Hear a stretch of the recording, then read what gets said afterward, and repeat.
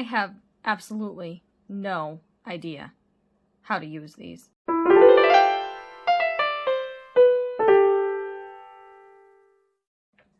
Hi, Shanna Rowe Jackson here from Caution Our Set Play, and today I am going to be trying these Albrecht Durer watercolor markers. And I have a confession to make. I have no idea how I'm supposed to use these. I feel like it's probably more of an experimental medium, but then again, a lot of the mediums I use tend to be that way, and I still find ways to make realistic things with them. I don't think I'll be able to do realism with these. I don't know. I am used to using their Faber-Castell Pitt pens, which these don't wash out with water as easily. I mean, you can smear them around a little bit with water because they are water-based, but I think these are supposed to, like, really activate with water. And so this one is the 20 set, and I will link them in the description below. I bought these, I think I showed them in an art haul at one point. This video is not sponsored by Faber-Castell, but let's take a look at the colors that we have. So we have cobalt turquoise, and let's like look at them. They're actually, there's a bullet nib on one end,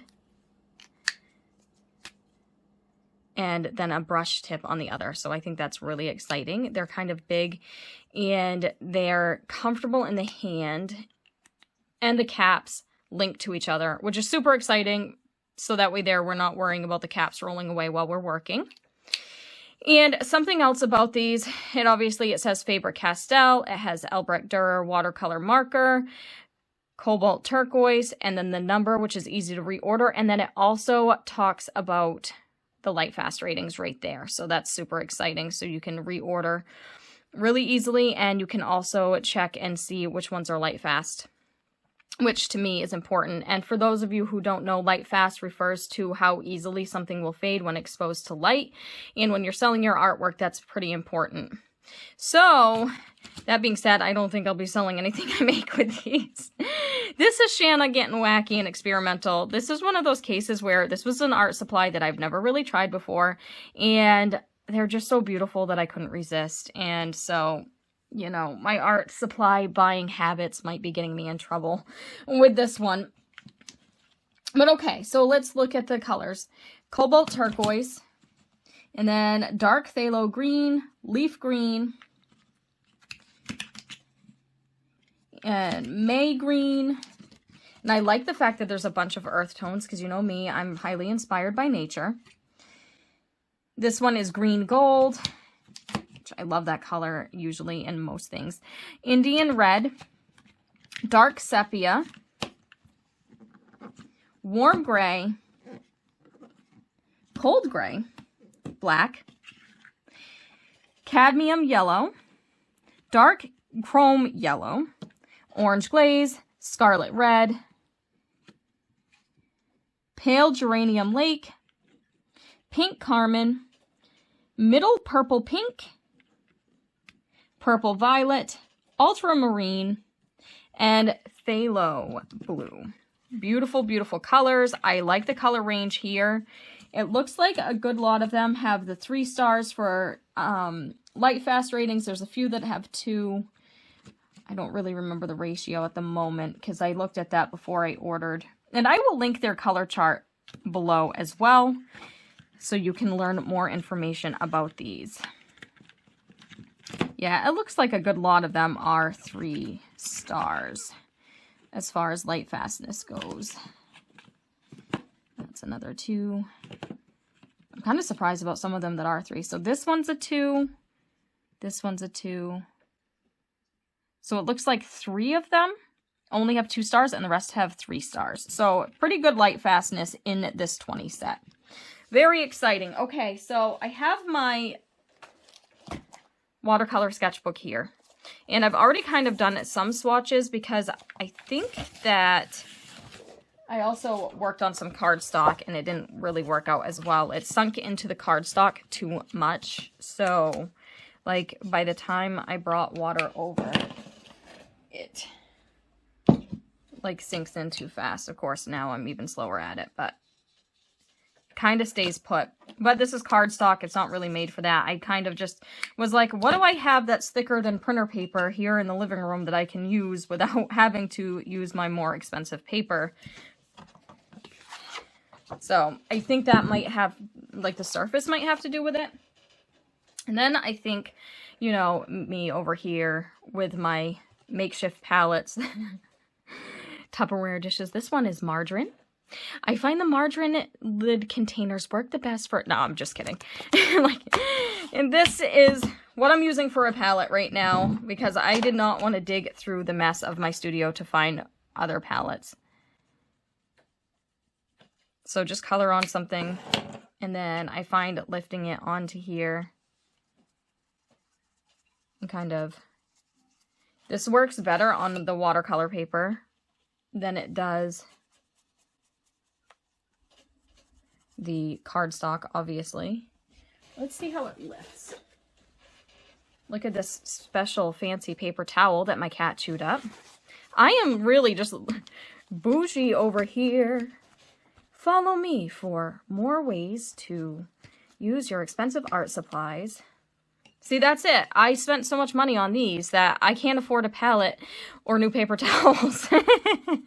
I'm just kidding. It really wasn't too bad. But they do tend to be a little bit pricier than I expected.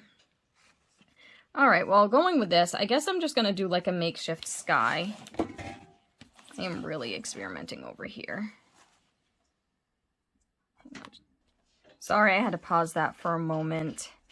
My neighbor is plowing his driveway because, yes, it is March and I live in Maine, so that means it's still getting snowy. So you may hear that in the background. I apologize ahead of time. These are kind of fun, though. Don't know what I'm going to do below the sky. So again, we're just playing today. I don't really have a project in mind. Normally, I do some type of full-on project, but because I really am not used to this medium at all, I am not sure what I should be doing. So it's a play day. That's what we're doing here. I'm going to see if I can soften these edges. And then maybe below I'll do some trees or something where I draw directly on the paper with them to see. I'm worried they're going to sink right in and it would be harder to move them, which would be pretty disappointing since they are watercolor markers, because I know that their pencils are easy to move directly on the paper. So it would be really nice if their markers would do the same thing. Nice little cloud formation here. I'm going to bring a little bit of gray in, I think. Not much, but just enough to give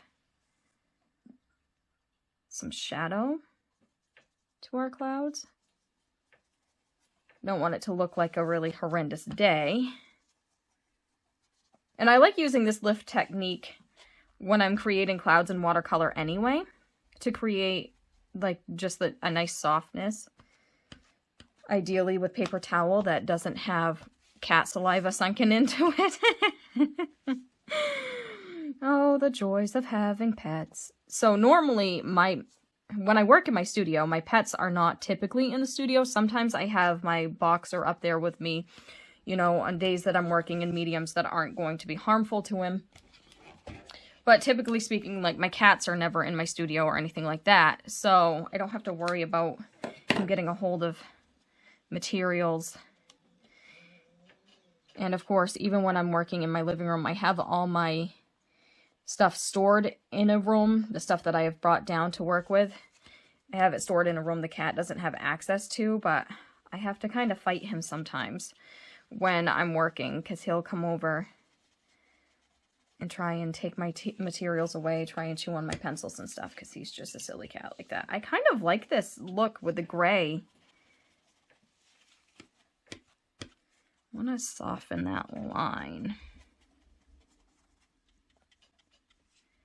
All right, okay. Let me see if I can... We're getting somewhere. We're doing something.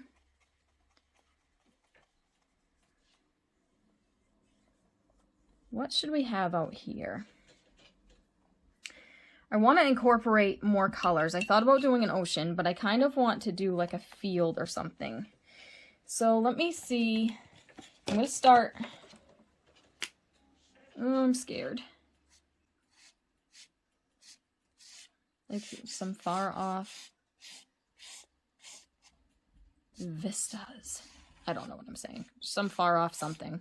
Grass something. Get that line in there.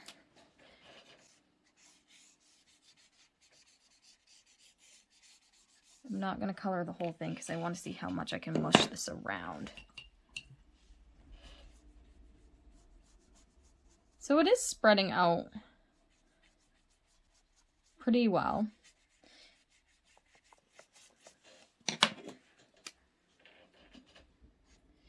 And I kind of like having some darker spots of the green because there are clouds, and so it makes it kind of look like there's a shadow far off.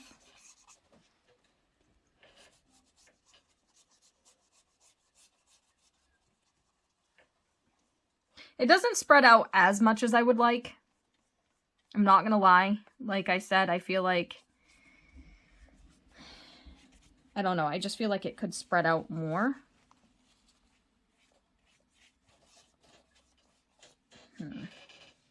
Let's try some darker green in the foreground. And let's see if we can mix. Oh, let me show you what I'm actually doing here. That would help. See if we can mix colors. Initially, I thought to get these so I could do maybe larger areas when I'm working with the Albrecht or watercolor pencils.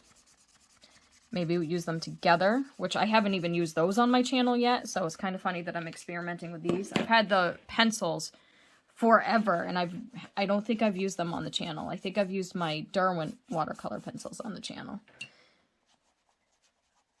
was hoping we could blend this out better. It does sink into the paper, but wonder if, let's see how it looks when the paper is wet and we put some on. Do some grass in the foreground.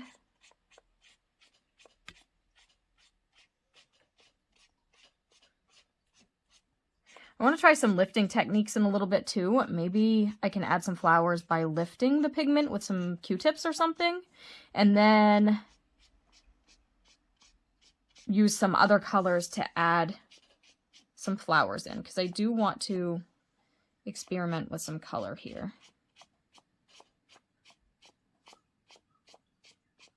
I mean, mainly I'm doing this for the techniques, but it would be it would be nice to use as many colors as possible. Add some leaves. I mean, they are water-based, and I don't know if these are felt tip, but it does kind of dig into the paper a little bit. Kind of like a regular water-based marker would. They feel very similar to me, to the regular Pitt pens, just thicker. But they do make thicker Pitt pens too, so I should have grabbed one of my thick ones to see how much color payout there is if I try to spread it with water. So there's like the impression of some leaves. Okay, so I got some Q-tips now. I'm going to try to lift. First, I got some green here. I wonder if I can lift that out of the... not great, but I still have some of that mixture. Oh, I should have brought more than one paintbrush. Still have some of my mixture here, and I'm surprised at how well that stayed wet. And I'm able to re-wet it on the palette as well. So I think using the palette is... Ooh, that's not what I wanted to do. Well, I just want to get some of this gray right in there. Let it sink in for a second. I don't know why I'm over here like trying to fix my mistakes. Like I actually know what I'm doing with this medium. There's definitely a lot of water blooming. Like a lot of that cauliflower look that you get when too much water has been added. So in a certain area, try and soften those out. I don't really mind that look especially in the cloud area, but it's kind of not fun if you don't want it, you know, obviously. I'm going to try to fill in some of that.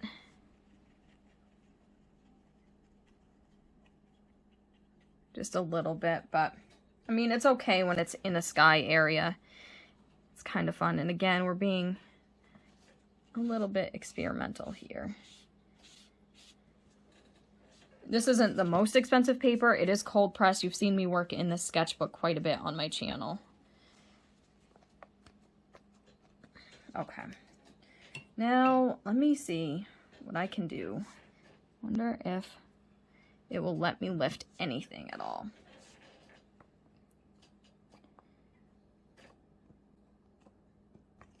I know what I want to try to do too. I want to try to use alcohol and see if I can get some fun effects.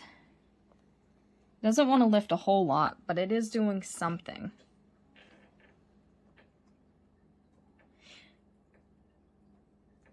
Just get some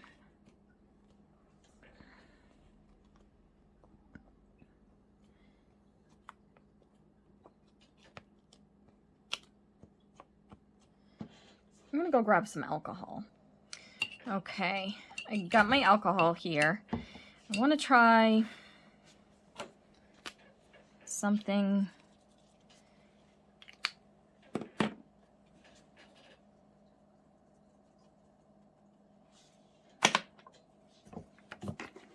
Let's see if it works the same way it does with regular watercolor. And I might have too many layers now for this to work, but we'll see.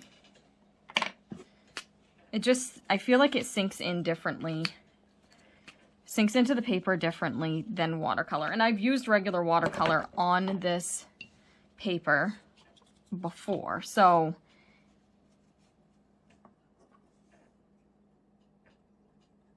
see if it does any fun blooms.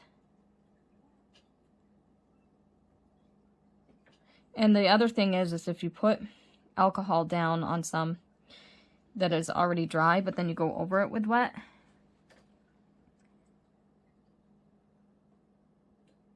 sometimes the alcohol will lift things for you. But also, if I go back over it with a wet layer, once the alcohol is sunken in, a lot of times it will actually darken that spot. It is adding some kind of neat textures, though, that I didn't expect. But like if I go over this, a lot of times that will darken. I'm going to bring some yellows in to the areas that I started to lift. I wonder if these allow you to lift things with the brush itself. A little bit. Not great without tearing paper. But I'm just going to put some dots in here to imply that we have some little yellow flowers. And really, I should have tried to use some masking fluid first or something, but I just want to jump in. And again, I didn't have a plan. This is all off the cuff. I have no idea where this is going to go. I want to layer some more because these things aren't as dark as they were now that they're dry. So I'm just going to do some more layers of green in the front. Try and darken it. Create an illusion of depth.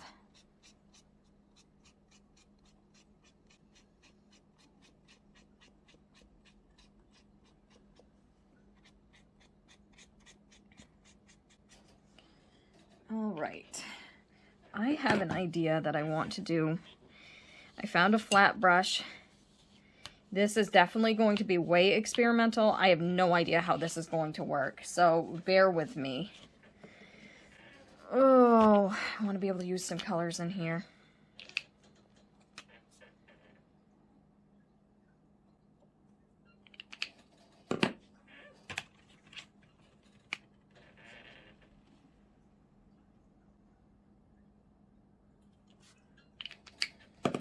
Things are getting crazy, y'all. I don't know. I apologize for that. I don't know what I'm doing. Don't judge me. Sometimes I get a little bit crazy. I think you guys can all probably guess what I'm going to attempt to do here. I don't know if it's going to work, but we're going to try it.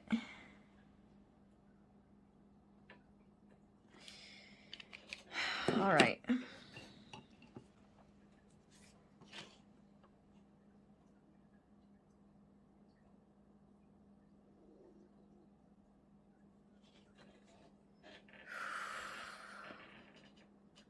I'm scared.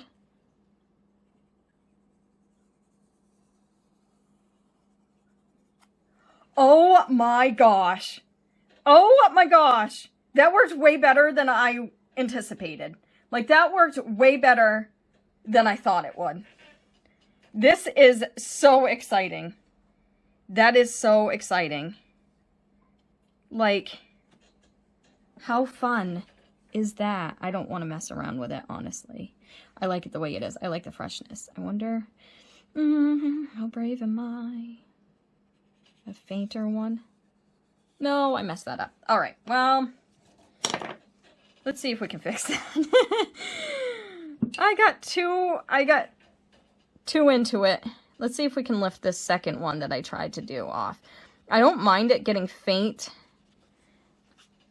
That was too close, and I didn't want it that close. But that first one, look at that first one. If I can get this part to be gone, lift that. I wanted the second one to be fainter anyway. If I can just have, like, the implication of a second one, I'm fine with that too. So, if I can get the part that's too close to the first one off, for the most part, again, whatever, it's not going to be a masterpiece. And then just kind of blend this.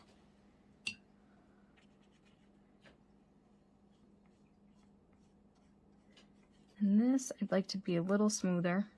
So I wonder if I'm able to blend that independently. Yeah, just a little. I got a little too excited and tried to do a second one, and I didn't pay attention to the art of it, the arch. Like, that's okay, though. This is why we're here, to experiment. It's still pretty nifty. And I have been able to lift it out pretty well. Again, I don't mind there being, like, a little bit of one. It's this spot here that I want to get out of there, because that hit the other rainbow. And usually when there's a double rainbow, they're not crisscrossing. All right, clean that up. Let me see if I can get...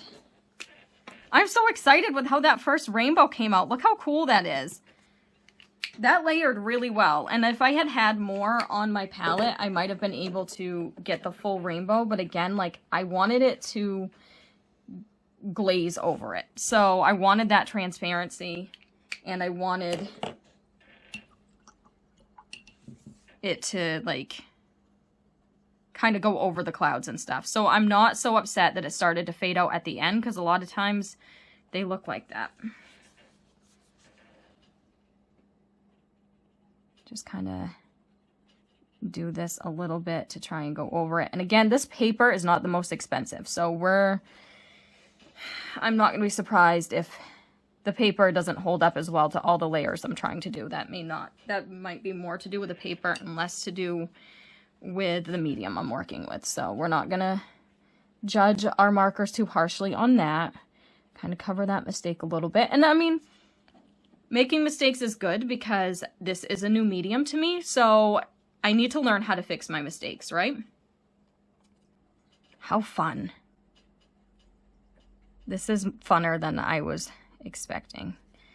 So it's okay to have these little dark clouds now, because now I have a rainbow in there. That means it rained at some point. We can do some of this downward stretch and make it look like maybe it was raining in the distance. Why the heck not? Let's clean our flat brush for that. Although it could be raining rainbows. Why not? It's our world, as Bob Ross says.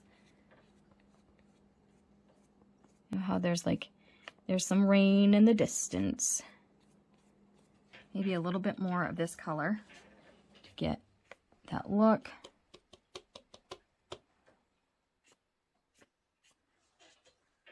It's a little darker than I wanted, but here we are. We're living it, right? We'll just...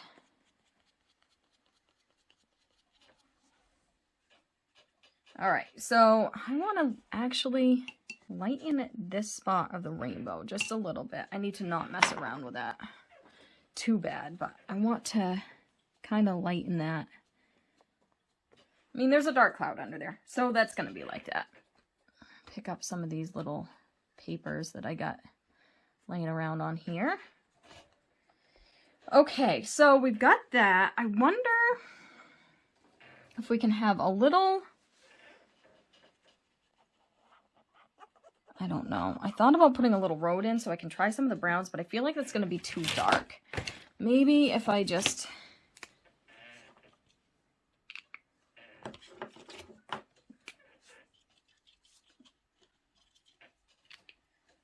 put it...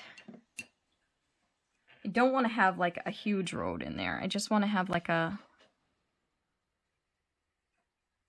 like maybe someone lives off in the distance and they're seeing the rainbow from the other side. Just the implication. A little darker at this end though. A little thicker, a little darker at this end.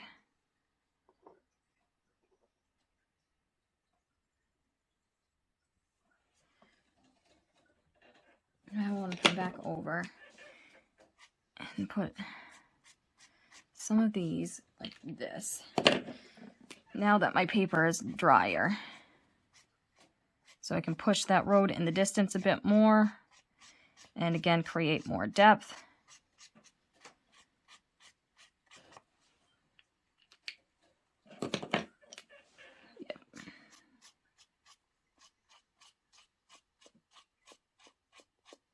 My paper has dried out quite a bit, and so I'm hoping I'll be able to get some more fun layers. And this is such a like blue-green that I'm coming back and trying to warm it up a bit with this other one. And I wanted to use color. I was able to do that with that rainbow. Oh, I'm so excited that that worked the way I wanted it to, for the most part. I got a little crazy and tried to add a friend for it, but... it's okay.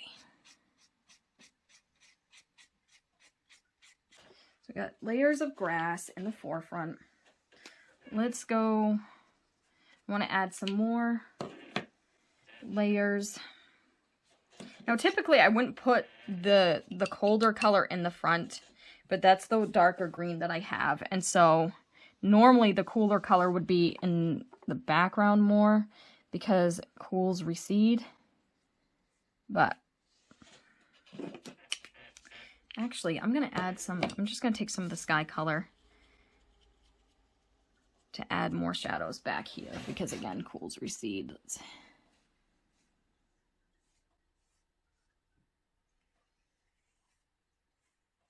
just darken those things up a little bit.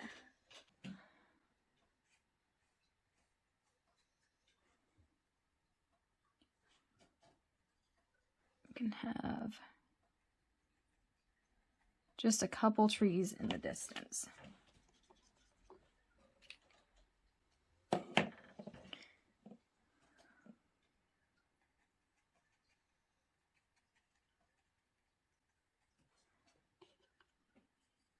Kind of fading off over here.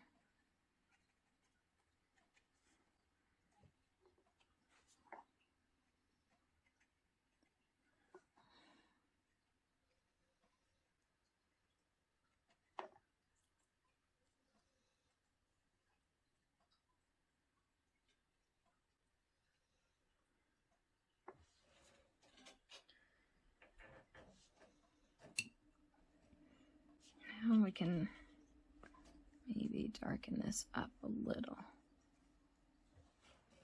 Oh my gosh, this is so cute. This is cute. I want to go here.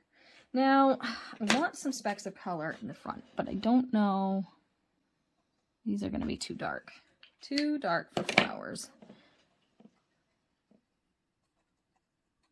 It's okay. I can blend that out. I don't really have a whole lot of red in here. I thought about putting a little barn somewhere, but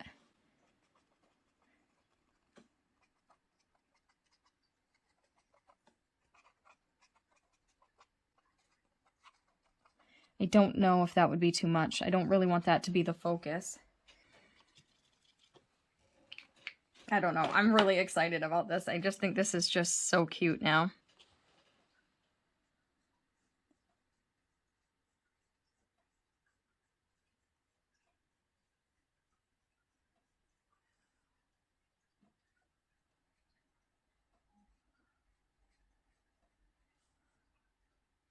Some darker spots here to show that there's shadow on the road.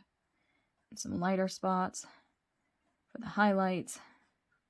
It's kind of the good thing about this, it is a transparent type of medium, and so like the shadows that I have underneath are showing through the newer things, and that's good because obviously that's what we want. We want the shadows to be consistent. So let me see if I can blend this out a little more. Nice little vignette. This is pretty cool. I mean, I didn't know what to expect, honestly, as I've mentioned a million times in this video. I thought about putting a barn in the distance, but I really don't want to put something that red in the far distance. So I think that I'm going to call it done. I don't know, what do you think? This is so much fun. I had a lot of fun with these. That rainbow thing, that was so exciting. That was so much fun. Like, just picking up things and making a pattern with it. I don't know. But I'm kind of getting nitpicky with it. So I don't want to get too nitpicky. So this is it. I think I'm going to call it. What do you guys think? I love that rainbow. I'm so excited about the rainbow. It is a little, I gotta not mess with it too much. But that was so much fun. It like brought me back to like being a kid and using that weird sponge thing that they had back in the 90s. Lift some of the stuff here. Yep, that's my little piece. I think I'm going to... Oh, I just realized this whole piece here doesn't have... Oh, that's the wrong... that's the wrong thing. That was weird. I missed that whole chunk there. So my final thoughts, these were a lot of fun to play with. I definitely need to play more in order to learn the nuances, but it was really, really interesting. And I like how I was able to get some texture, and I kind of liked the blooms. It just makes it so much more painterly. I think these are great for sketchbook play. I think these would be fun to take. They're kind of bulky, but I think they'd be kind of fun to take on a trip somewhere and do some plein air stuff. Because you wouldn't need much, just a water brush and these and some paper, and then you could go and you can make all kinds of different techniques. I love the fact that there's a brush tip, and I love the fact that there's a bullet nib, because then you can do different kinds of detail. And I will definitely have to experiment with these more in the future. What do you think? Do you think this would be fun to try? I had a blast with them. All right, thank you so much for watching. I will see you next time. You have a great day. Bye.